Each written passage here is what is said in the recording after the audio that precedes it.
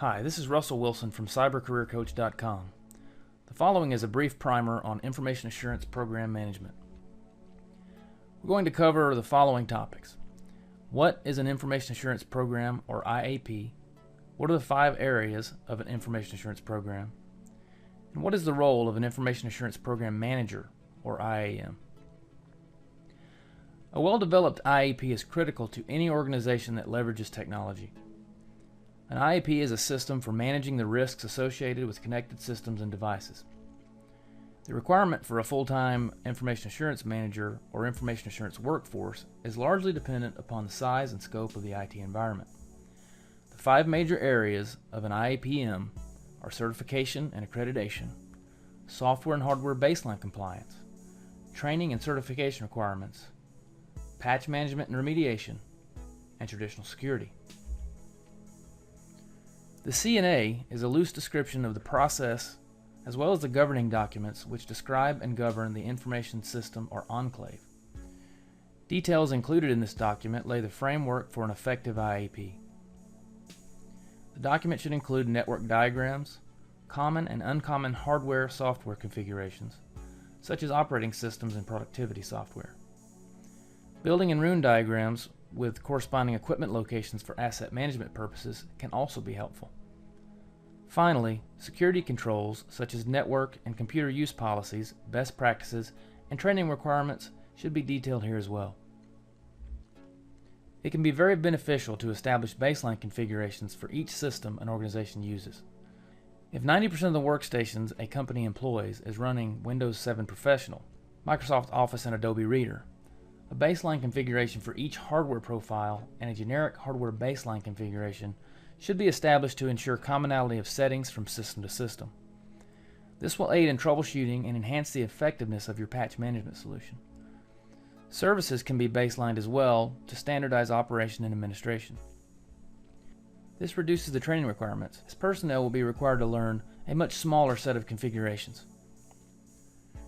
Any changes to baseline configurations or uncommon additions should be vetted, tested, approved, and implemented through a process designed to capture any unintended consequences and to improve sustainment. Finally, software licenses should be maintained and checked periodically to reduce the likelihood of unauthorized use. A software audit can occur at any time, and the ensuing penalties and fees can add up to thousands of dollars. IT personnel should be trained and certified in the systems they support. First, requiring training and certification for IT personnel removes the "I haven't been trained" excuse for violations or mistakes. And second, it has been shown to increase employee loyalty while improving the level of service provided. Training and certification requirements should be defined for each IT position. Standard users should also be required to complete periodic user training so they understand their role in protecting the network.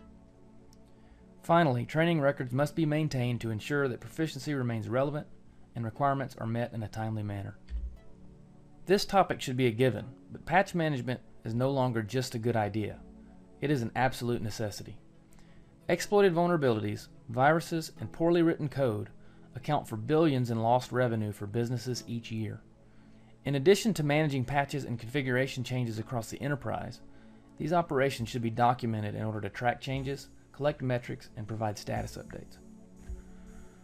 Traditional security is concerned with physical security, safety, and other controls that protect systems or networks from breach or damage. Implementation of these controls require periodic inspection to ensure they remain effective. These inspections must be documented to establish accountability and prove implementation in the event of an incident. Safety hazards must be dealt with as well.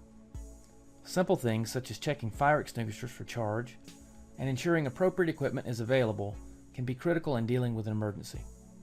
It is the responsibility of the Information Assurance Manager, or IAM, to maintain C&A documentation, inspect each IAP area periodically to ensure compliance. When items are missing or problems are identified, follow-up inspections must be conducted. For this reason, an IAM with the responsibility for overseeing the IAP and addressing problem areas can mean the difference in a productive IT environment or dealing with one expensive problem after another. An IAM should also be able to meet with auditors from outside agencies to discuss each area of the IAP and accompany auditors if necessary. In conclusion, a properly implemented information assurance program increases effectiveness, decreases incidents, establishes standards, defines processes, assures compliance, and reduces cost. Once again, this is Russell Wilson from cybercareercoach.com. Thank you for watching. Please share, like, and subscribe. If you have any questions or want access to more information like this, go to www.cybercareercoach.com. Check out the blog and sign up for our newsletter.